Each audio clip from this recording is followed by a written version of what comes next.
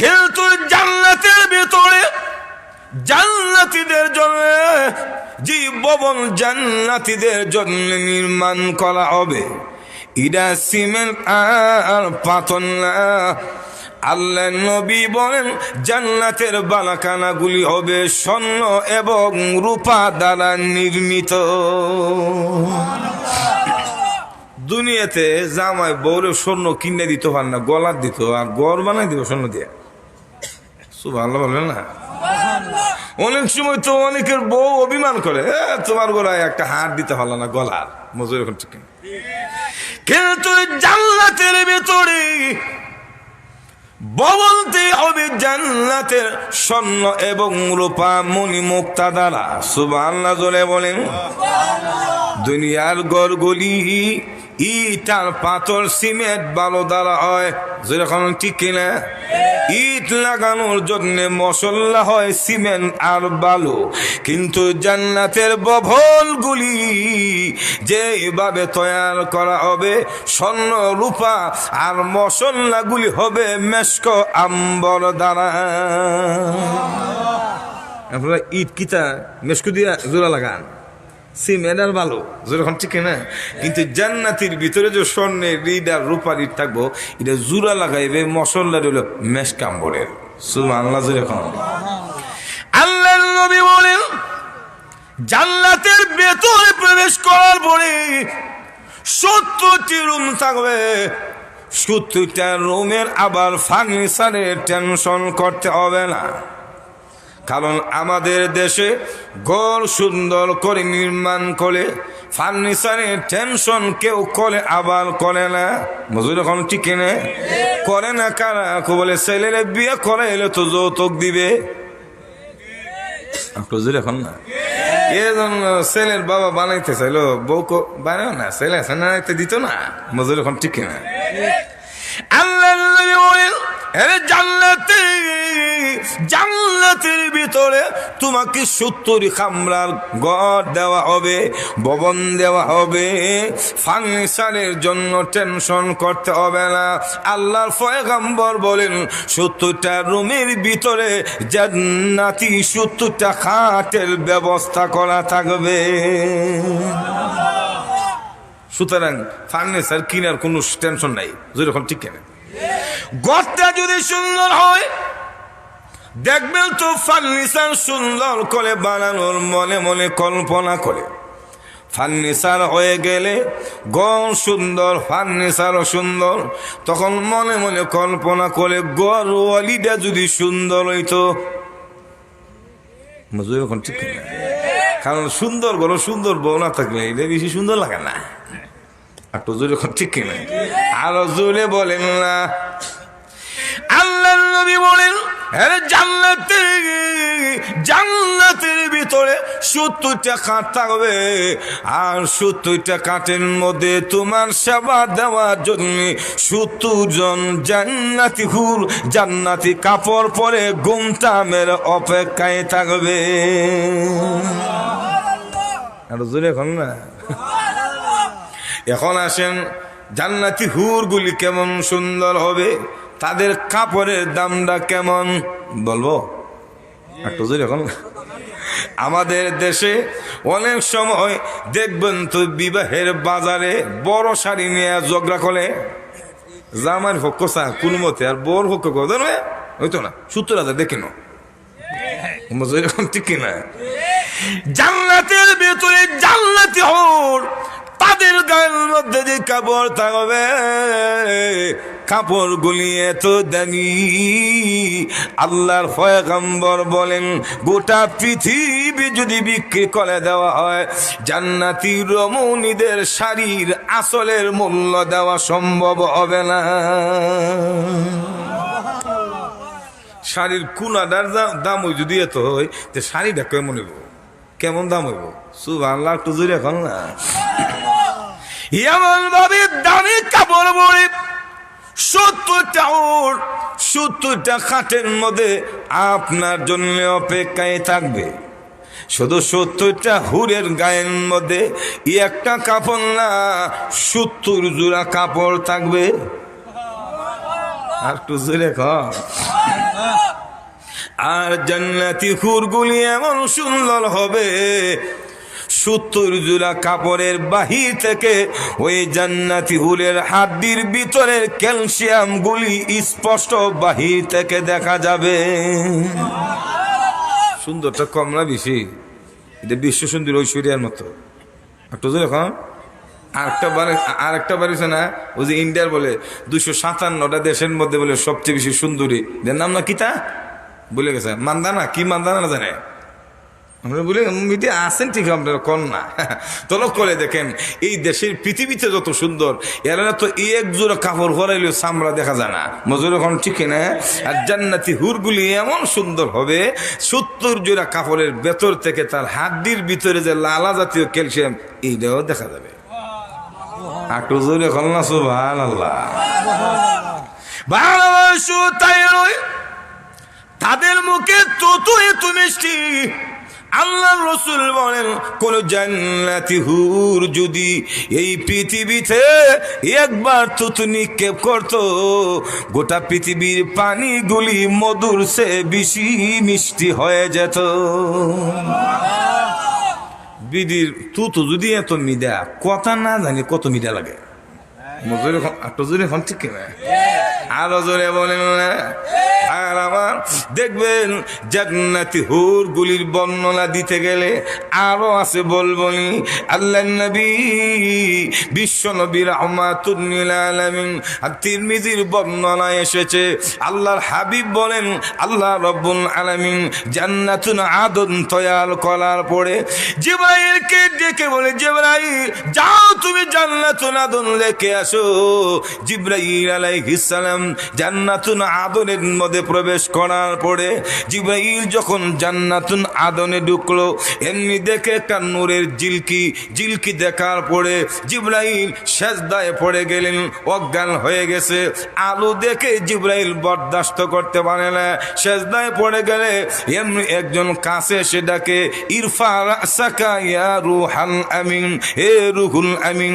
জিবরাইল মাথা ওঠাও, তুমি সেজদায় পড়ে গেলে কেন, মাথাটা ওঠাও। আল্লাহ রসুল বলেন, এমনি জিবরাইলকে ডাক দেওয়ার পরে যখন মাথা ওঠাবে, জিবরাইল আলাইহিস সালাম তাকায় দেখে একজন সুন্দরী হোর জিবরাইল আলাইহিস সালামের সামনে দাঁড়ানো। এমন জিবরাইলকে দেখে বলে, জিবরাইল আপনি সিজদায় পড়ে অজ্ঞান হয়ে গেলেন কেন আপনি এমন করলেন? জিবরাইল আলাইহিস সালাম বলে, আমি জান্নাতুল আদনের ভিতরে যে নূরের ঝিলকে দেখেছি, ওই ঝিলকের কারণে আমি ভাবছি আল্লাহর নূরের তাজাল্লি, তাই আমি অজ্ঞান হয়ে সেজদায় পড়ে গেলাম। এমনি ওই মহিলাটা বলে, ও জিবরাইল এটা নূরের ঝিলকি নয়, আপনার আগমন জান্নাতুল আদনে দেখে আমি যে একটা হাসি দিয়েছি, আমার হাসির কারণে পুরো জান্নাত আলোকিত হয়ে গেছে। চিন্তা করছেন? এই বিরিন না বলে হুরে আইনা, সুবহানাল্লাহ জোরে খান।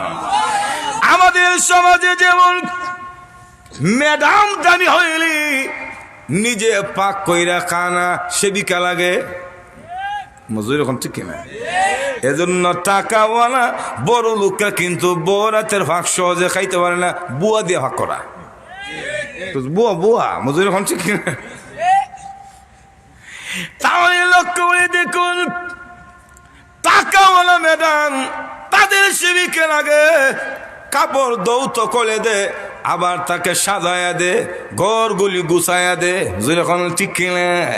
আল্লাহ নবী বলেন, ও আমার উম্মতেরা, জান্নাতের ভিতরে একজন হুর থাকবে ম্যাডাম, ওনার নাম হলো হুর আইনা। আল ইয়ামিনিহা সাবউনা আলফা খাদিমান ওয়ান শিমালিহা সাবউনা আলফা খাদিমান। আল্লাহ রসুল বলেন, হুর আইনার দাম এত মর্যাদা এত বেশি, তার ডান দিকে 70,000 খাদেমা। একটু আসতে বলুন সুবহানাল্লাহ। তার বাম দিকে 70,000 খাদেমা। 70 আর 70 কত? 1 লক্ষ বলে গেছে, 40,000 খাদেমা থাকবে। এবার চিন্তা করেন যে জান্নাতি ম্যাডামের 1,40,000 খাদেমা থাকবে, ম্যাডামটা কেমন দামি হবে? জিবরাইল বলে, ও জান্নাতি হুর, তোমাকে আল্লাহ কাদের জন্য তৈরি করা হয়েছে, কার জন্য তোমাকে আল্লাহ সৃষ্টি করলো?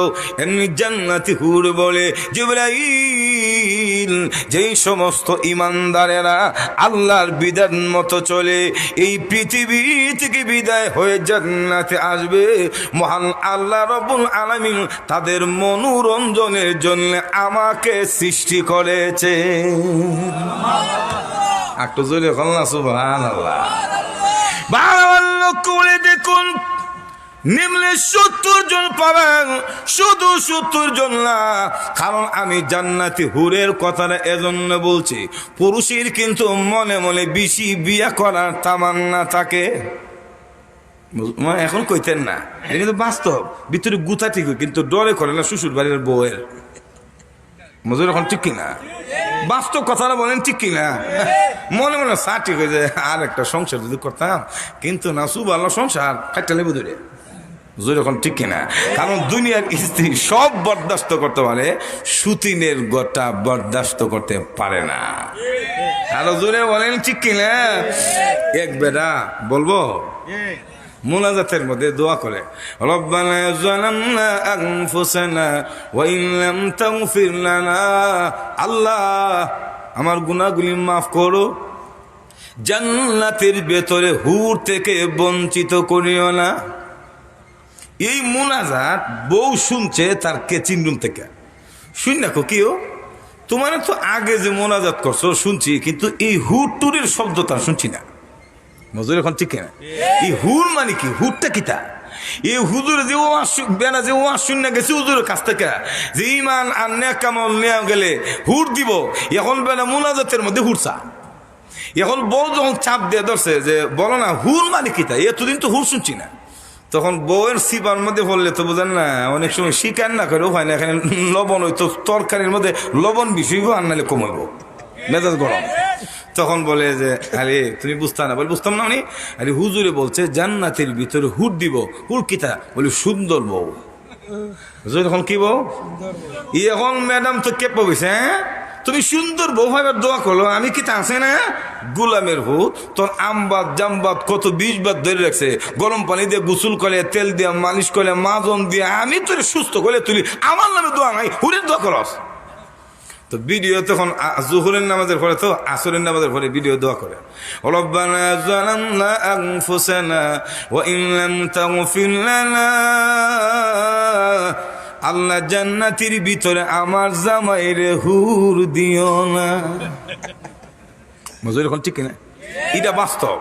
দুনিয়ার স্ত্রীরা সুতিনের সংসার মানতে পারে না, সব না খায়া থাকবে। আপনি কাপড় দিয়েন না, এটা মেনে নিব, কিন্তু যদি বলেন যে বিয়ে করতাম, ওই তো আপনি গুমের করে মেনে নিব। এমন নজির কেতা দেশে আছে না? যেরকম আসেনি। এক বেড়া বলবো, একটু জোরে বলবো, এক ব্যক্তি তার স্ত্রী আর তার মধ্যে খুব মহব্বত ভালোবাসা, স্বামী আর স্ত্রীর মধ্যে তো মহব্বত থাকবেই, যেরকম ঠিক কিনা? তো স্ত্রীর হয়ে গেছে ক্যান্সার রোগ। যেরকম কোন রোগ? ক্যান্সার তৈরি মরণ বিধি, এই রোগ হইলে সহজে বাঁচে না, যেরকম ঠিক কিনা? তো স্ত্রী তো মোটামুটি বুঝতে পারছে যে আমি আর বেশি দিন থাকবো না। একদিন তার স্বামীরে বলে, আচ্ছা তুমি আমার ভালোবাসো? বলে বলো কি, তুমি ভালো না বাসলে আমি আছি নাকি? আমি কি 2টা বিয়ে করছি? না। বলে একটু। তাহলে ভালো না বাসলে? বলে ভালোবাসা আছে। আচ্ছা ঠিক আছে, ভালো যদি বাসো তাহলে তুমি বলো তো দেখি, আমার যে রোগ হয়েছে মনে হয় বেশি দিন বাঁচবো না, আমার মরার পরে কি তুমি বিয়ে করবা? বুঝেন না কথা? তখন স্বামী বলে, আরে বেকল এই কথা কেন? বলে না, একটু বলো না, আমি শুনলে আমার দিল্লা শান্তি রাখবো। বিয়া তো করবার ইচ্ছা নাই, কিন্তু বিয়া না করে তো হয় নাই। কারণ তুমি মনে গেলে আমার কাপড় দৌত করবে কে, আমার ছেলে মেয়ে দেখবে কে, আমার ঘরটা গুছায়া লাগবে কে, আমার সময় মতো খাবারের ব্যবস্থা করবে কে, অফিস থেকে আইসা তুমি যদি না থাকো, বিয়া না করি, তাহলে নিজের রান্না নিজে ভাগ করে 2 কাজকে একসাথে সম্ভব। এখন বিয়া না করলে উপায় কিতা? তখন বউ বলো, বুঝছো তুমি আসলে মরে গেলে বিয়া করবা, এমনি থাকতা না। মজুর এখন ঠিক কিনা? তখন বলতেছে, বুঝছি তুমি বিয়া করলে কইর, তবে আমার একটা কথা রাখবা। বলে কি কথা? বলে কথা রইল, বিয়া করবা ওই দিন যেদিন আমার কবরের মাটি শুকায়া যা। আমার কবরের মাটি যদি না শুকা, তাহলে কিন্তু তুমি দ্বিতীয় বিয়া করবা না। এই ওয়াদাটা দাও। তার মানে হইল স্ত্রীরা চায় মরে গেলে স্বামী যেন মরার আগ পর্যন্ত তার দ্বিতীয় বিয়ে না করে। বুঝলি এখন ঠিক না? জামাই তখন মনে মনে কো আচ্ছা যাক অসুবিধা নাই দিলাম, তো তুমি খুশি দাও, কারণ কবর শুকাইতো না হইতো না 3 মাস 2 মাস 6 মাস পরে তোমার শুকাই যাবো গা, মজুর শুকাইতো না। তখন বলতেছে দিলাম ওয়াদা, ঠিক আছে তুমি কবর মাটি না শুকাইলে বিয়ে করতাম না। আল্লাহ কি কুদরত, কিছুদিন পরে বউ গেছে গা মইরা ইন্তেকাল করছে। করার পরে বেটা জানাজা টানাজা দিয়া এখন নতুন নতুন মরলে তো একটা বউ লাগে মায়া মহব্বত আছে না, প্রত্যেক দিন যা কবর মধ্যে জিয়ারত করতো, একবারে 40 দিন পর্যন্ত জিয়ারত করছে। আর একটু গভীর দৃষ্টি দিয়ে দেখে কবরের মারি রেখে শুকাইছে না একটু বীজই আছে। বুঝলো এখন ঠিক কিনা? তো এইভাবে 1-2 মাস 3 মাস গেছে, তখন মনে মনে কি রে মাটি তো এতদিন কাঁচা থাকবার কথা নেই, এটা তো শুকায় কাঠ হওয়ার কথা। যখন ঠিক কিনা? তো এইভাবে 6 মাস পর্যন্ত দেখলো। একদিন দিকে কবর যে করতাম যে আসরের পরে, একদিন গেছে জুহুরের পরে গিয়া দেখে তার শালা নদী থেকে পানি তুললা কুলসি দিয়া কবরের মধ্যে পানি ডালে। এমনি ধরছে, কিরে তুই কবরে ভালি দিস কেন? তখন হে বললে দুলাভাই। কি দুলাভাই, তুই আমার বউর কবরে পানি দিস কেন? তখন বলছে আপা আমাকে ইন্তেকালের আগে বলছে, ভাই রে আমি তো তুই তো আমার সহোদর ভাই, মার ভেদের ভাই, আমি মরে গেলে তো তোর সম্পদ আর আমি নিতাম না। মজুর এখন ঠিক কিনা? তোরাই আমার সম্পদ বাক করে খাইবে।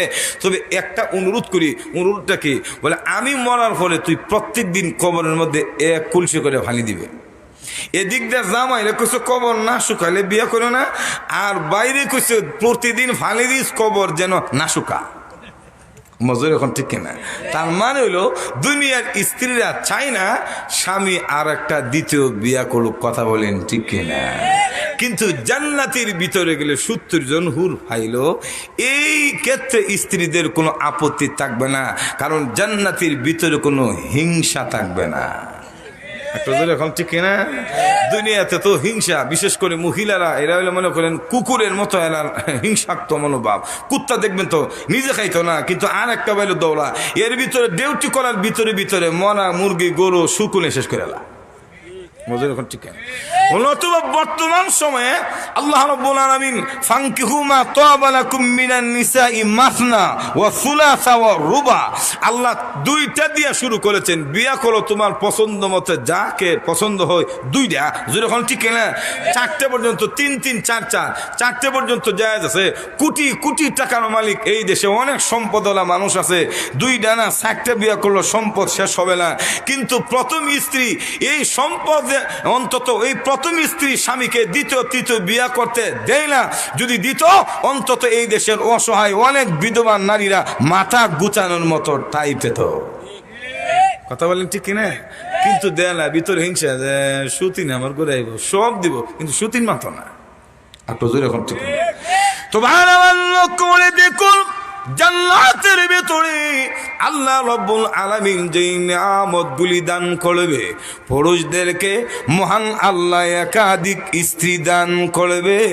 তারা যেমন সুন্দর হবে, তাদের চরিত্রটা বড় ভালো হবে। আল্লাহ রাব্বুল আলামিন নিজেই কোরআন শরীফে তাদের প্রশংসা করেন, ইন্না আনশানাহুন্না ইনশাআ, আমি আল্লাহ ওই জান্নাতি হুরগুলিকে বিশেষ রূপ দিয়া সৃষ্টি করেছি। এরা রূপটা যেমন সুন্দর, দুনিয়াতে তো চামড়া সুন্দর হইলে অনেক ক্ষেত্রে অনেকের চরিত্র সুন্দর থাকে না, একটু টুনটুনি করে টুনটুনি যেরকম ঠিক না। কিন্তু জান্নাতি হুরগুলি এত সুন্দর হওয়ার পরও এরার চরিত্রটা এত সুন্দর, এত পবিত্র। আল্লাহ কোরআনে বলছেন, লাম ইয়াতমিসুহুন্না ইনসু ক্বাবলাহুম ওয়ালা জান।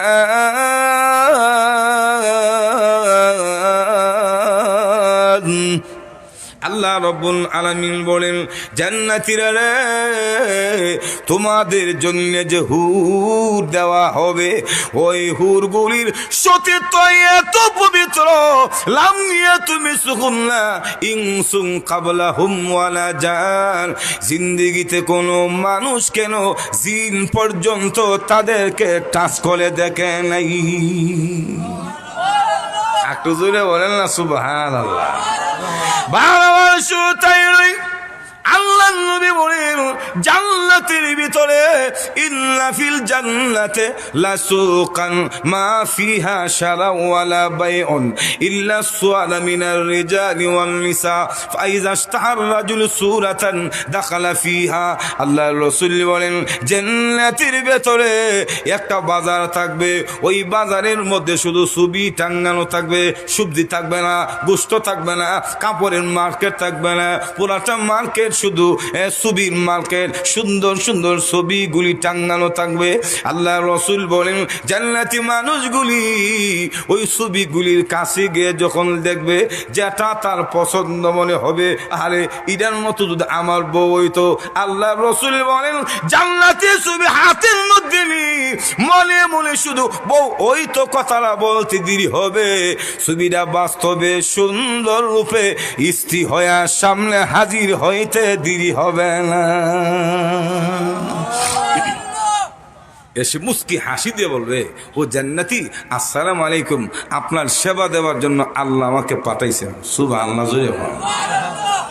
বারবার করে দেখুন জান্নাতের ভেতরে যাদেরকে দেওয়া হবে নারী এবং পুরুষ, প্রত্যেকটি পুরুষ এবং নারীকে আল্লাহ জোয়ান বানায়া দিবেন। জান্নাতে কোনো বুড়া মানুষ যাবে না। সুবহানাল্লাহ বলুন। আহলুল জান্নাতিল জান্নাতে জুরদান মুরদান মুকাহহিলিন আবনা সালাসিন ওয়া সালাসিনা সানাতান। আল্লাহ রাসূল বলেন জান্নাতি পুরুষের কোনো দাড়ি থাকবে না। দাড়ি ছাড়া কেন? দাড়ি না থাকলে চেহারাটা একটু ভালো আকর্ষণ করে, যখন ঠিক কিনা? তাই বলি কিন্তু দাড়ি দুনিয়াতে কাটা যাবে না। দুনিয়ার বিধান হলো দাড়ি রাখতে হবে, কিন্তু জান্নাতির ভিতরে কোনো দাড়ি থাকবে না। আর জান্নাতি প্রত্যেকটা পুরুষের বয়স হবে 30 থেকে 33 বছরের নওজোয়ান। বুড়ারা যাইতো না, বুড়ারা যাইতো না। এখন বুড়া জানা আছেন আবার রাগটা করে না, কি উজুর লইলো আমরা বুড়া বলে যাইতাম না। বুড়া কেমনে নিজ হইছি? হ্যাঁ, জান্নাতে বৃদ্ধ মানুষ যাবে না। এজন্য আল্লাহ নবী একদিন কৌতুক করে সাহাবায়ে কেরামের মজলিসে একজন মুরব্বী সাহাবীকে বলে তুমি জান্নাতে যাবে না। বলে কেন? বলি বুড়া জান্নাতে যাবে না। এই কথা বলার পরে ওই সাহাবী কেঁদে কেঁদে বাসায় চলে যায়, কারণ রসুল তো মিথ্যা কথা বলবে না। যখন ঠিক কিনা? মনে মনে কান্দে, আরে কেন বুড়ো এলাম? আমি তো নিজেই নিয়ে বুড়া হয় না, আল্লাহ তো বুড়া বানিয়েছে। কান্দে কেঁদে কেঁদে বাসায় চলে গেলে এমনি আল্লাহ নবী বলেন সাহাবীরা রে দৌড়া যাও, আমার বুড়া সাহাবীকে আমার কাছে নিয়ে আসো। সাহাবীরা দৌড়াও ওই মুরব্বী সাহাবীকে নবীর সামনে আনলে আল্লাহর রাসূল বলেন তুই মন খারাপ কেন করলা? কাঁদার কোনো কারণ নাই। জান্নাতে বুড়া যাবে না ঠিকই, কিন্তু প্রত্যেকটা বুড়াকে জোয়ান বানাই জান্নাতে দেওয়া হবে। বুড়া যাইতো না, কিন্তু বুড়ারে জোয়ান বানাইব। বুঝলি এখন ঠিক কিনা? এই জন্য জান্নাতের ভিতরে পুরুষদের বয়স হবে 30 থেকে 33 বছর, আর মহিলাদের বয়স হবে 21 বছরের কুমারিনী। একটু জোরে এখন না সুবহানাল্লাহ। আর তাহলে মহিলা প্রশ্ন করতে পারে হুজুর বৈষম্যতা কেন? জান্নাতের ভিতরে আপনারা পুরুষেরা একাধিক জামাই পাবেন, আমরা বউ পাবেন, আমরা জামাই পাবো না কেন? বুঝলি এখন ঠিক কিনা? একটু জোরে বলেন। তাহলে এই প্রশ্নের জবাবটা আপনারাই দেন। কোন মহিলা যদি একাধিক স্বামী গ্রহণ করে, ওই মহিলাদের মানুষে ভালো চোখে দেখেনি। একটু জোরে এখন না সুবহানাল্লাহ, এর মতো নষ্ট দুনিয়াতে নাই। বুঝলি এখন ঠিক কিনা? জামাই ফাল্লা, শুধু জামাই ফাল্লা, এটা মানুষে ভালো চোখে দেখে না। জোরে এখন ঠিক কিনা? এটা একাধিক স্বামী হওয়া এটা স্ত্রীর জন্য শুভ লক্ষণ নয়, এটা প্রশংসার কোনো কাজ না। জোরে এখন ঠিক কিনা? এই জন্য আল্লাহ রাব্বুল আলামিন জান্নাতের ভিতরে স্ত্রীদেরকে একাধিক স্বামী দিবে না, কিন্তু একটা জিনিস দিবে যেটা মহিলারা চায়। দেখবেন তো মহিলারা, প্রত্যেকটা মহিলা স্ত্রীরা চায় স্বামী যেন তার কথাই ঘুরে। মাস্টারি করতেছে গোলের ভিতরে, মাস্টারি জামাই দেখানো দিলে গুলে তো মজুর এখন ঠিক কিনা? এজন্য লক্ষ্য করে দেখুন জান্নাতের ভিতরে পুরুষদেরকে একাধিক স্ত্রী দিবে, কিন্তু স্ত্রীদেরকে একাধিক স্বামী দিবে না। পক্ষান্তরে বউটাকে একাধিক স্ত্রীর প্রধান বানায়া দিবে।